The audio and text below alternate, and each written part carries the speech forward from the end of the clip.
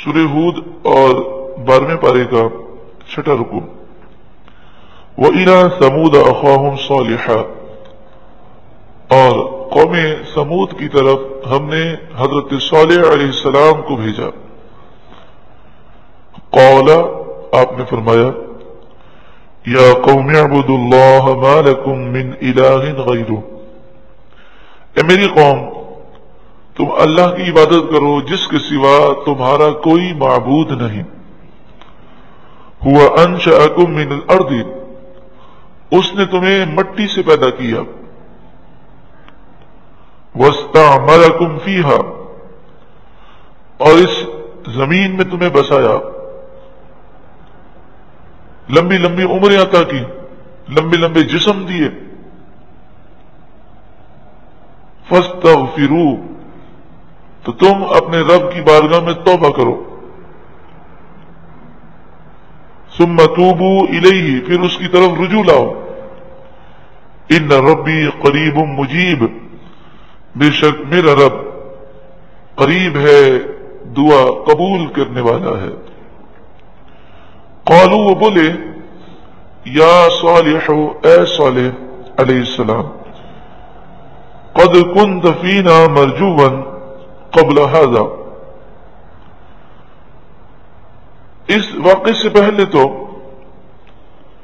آپ ہمارے درمیان ایسے تھے کہ آپ سے ہماری امیدیں وابستہ تھیں۔ آپ بڑے دانا، زیرک، سمجھدار، ہونہار۔ مرجوً کے معنی ہوتے ہیں جس سے امیدیں وابستہ ہوں۔ اتنہانا، کیا آپ ہمیں منع کرتے ہیں؟ ان نعبد ما یعبد آباؤنا، کہ ہم ان بتوں کی پوجا کریں جن کی پوجا ہمارے باپ دادا کرتے رہے، کیا آپ اس کام سے ہمیں منع کرتے ہیں؟ وَإِنَّنَا لَفِي شَكٍّ مِّمَّا تَدْعُونَا إِلَيْهِ مُرِيبٍ، اور بے شک جس دین کی طرف آپ ہمیں بلا رہے ہیں اس دین کے بارے میں ہم شک میں مبتلا ہیں۔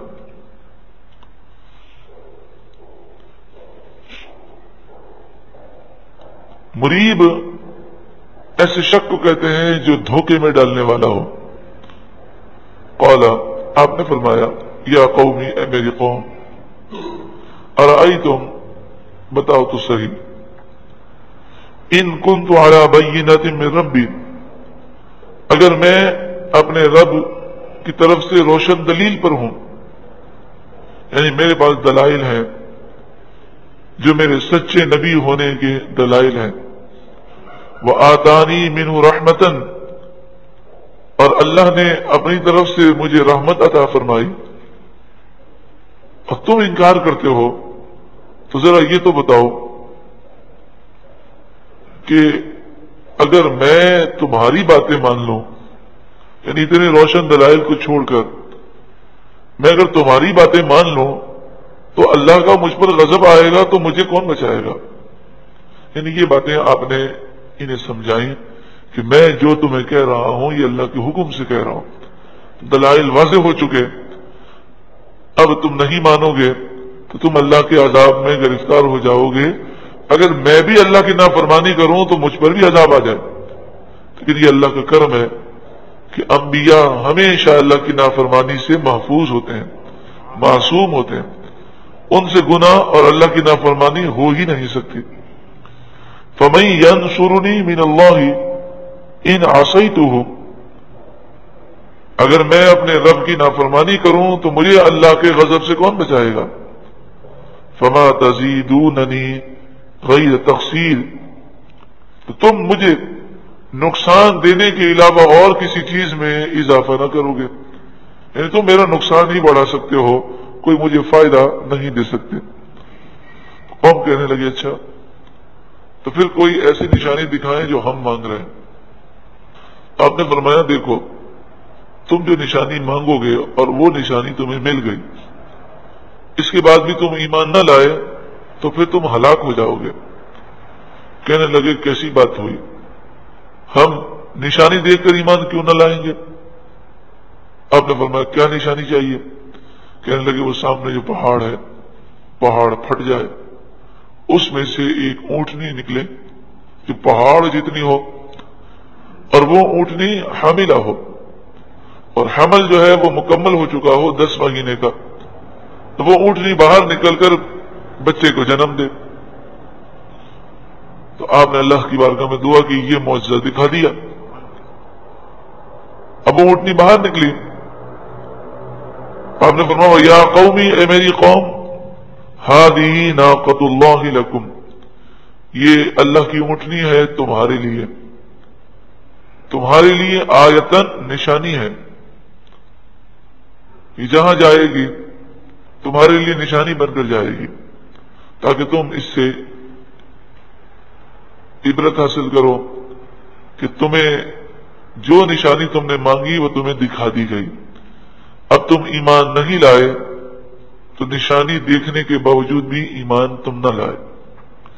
فذروھا، تو اس اونٹنی کو چھوڑ دو، تأکل فی ارض اللہ، تاکہ وہ اللہ کی زمین میں کھائے، ولا تمسوھا بسوء، اور تم اسے بری نیت سے ہاتھ نہ لگانا، یعنی اسے نقصان نہ پہنچانا، فیأخذکم عذاب قریب،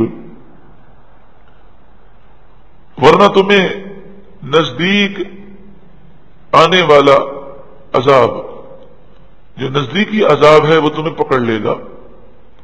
فعقروھا، تو انہوں نے اس اونٹنی کو کاٹ دیا اور اسے شہید کر دیا۔ فقال تمتعوا فی دارکم 3 ایام، تو حضرت صالح علیہ السلام نے فرمایا کہ تم نفع اٹھا لو اپنے گھروں میں 3 دن، 3 دن کے بعد تم پر اللہ کا غضب نازل ہوگا۔ ذالک وعد غیر مکذوب، یہ وہ وعدہ ہے جو جھوٹا نہیں ہو سکتا،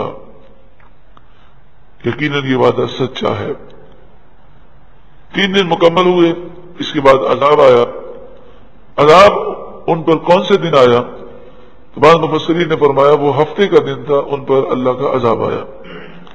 فلما جاء امرنا، پھر جب ہمارا حکم آیا ان پر، نجینا صالحا، تو ہم نے صالح علیہ السلام کو نجات دی، والذین آمنوا معه برحمت منا، اور جو ایمان والے ان کے ساتھ تھے انہیں ہم نے اپنی رحمت کے ذریعے نجات عطا فرمائی۔ ومن خزی یومئذ، اور اس دن کی رسوائی سے انہیں محفوظ فرمایا۔ ان ربک هو القوی العزیز، بے شک تمہارا رب وہی طاقتور، وہی غلبے والا ہے۔ وَأَخَذَ الَّذِينَ ظَلَمُوا الصَّيْحَةُ، زوردار آواز نے ظالموں کو پکڑ لیا اور ان کے دل بند ہو گئے۔ فَأَصْبَحُوا فِي دِيَارِهِمْ جاثمین، تو صبح اپنے گھروں میں گھٹنوں کے بل پڑے رہ گئے۔ كَأَن لَّمْ يَغْنَوْا فِيهَا، ایسے ہلاک ہو گئے گویا کہ کبھی یہاں پر رہے ہی نہ تھے، کبھی بسے ہی نہ تھے۔